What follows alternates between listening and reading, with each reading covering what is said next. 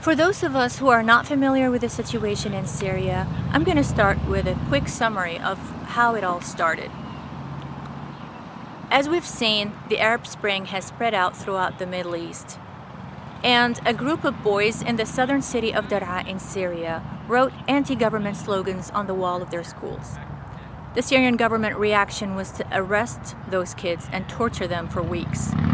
The people of Daraa took to the streets, protesting and demanding reforms and the release of those children. They were faced with live bullets. Soon after that, the city was under siege. Electricity, water, and any sort of communication were cut out. The Syrian security forces would attack homes and destroy any food supplies they have while the tanks are bombing the entire city. Soon after that, villages and cities throughout Syria took to the street, protesting what the Syrian government is doing in Daraa.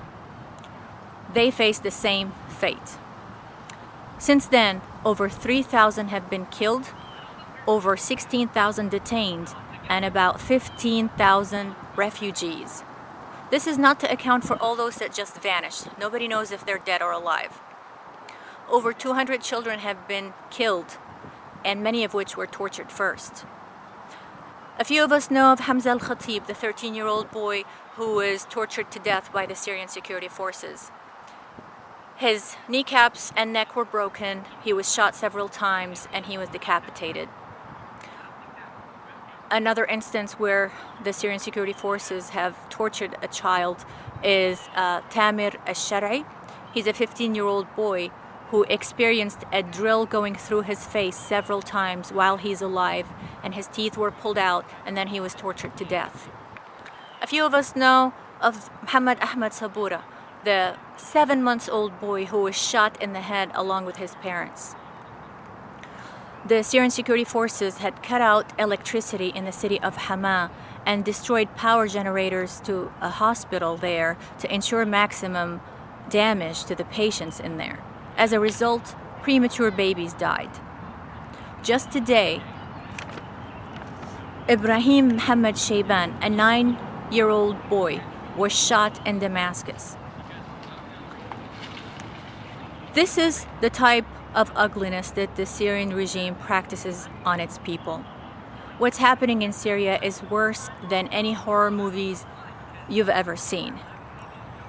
Imagine with me, if you will, a group of serial killers and psychopaths released in the streets to roam and kill in broad daylight and are encouraged by the government to do so.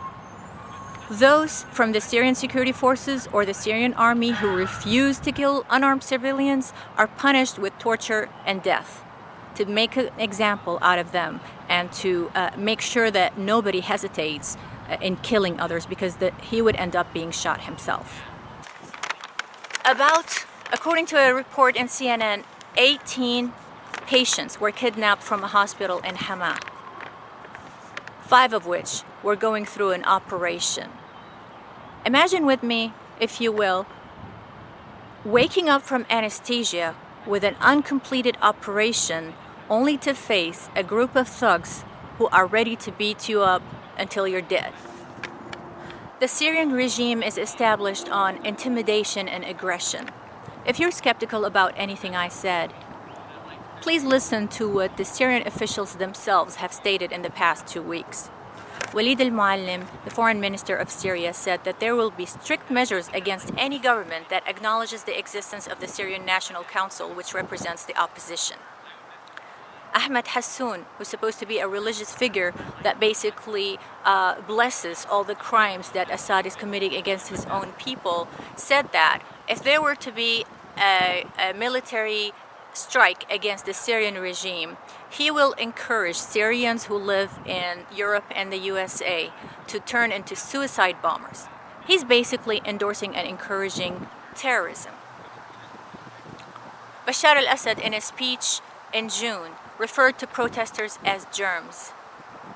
And he indicted over 64,000 people, and their punishment is death, according to him.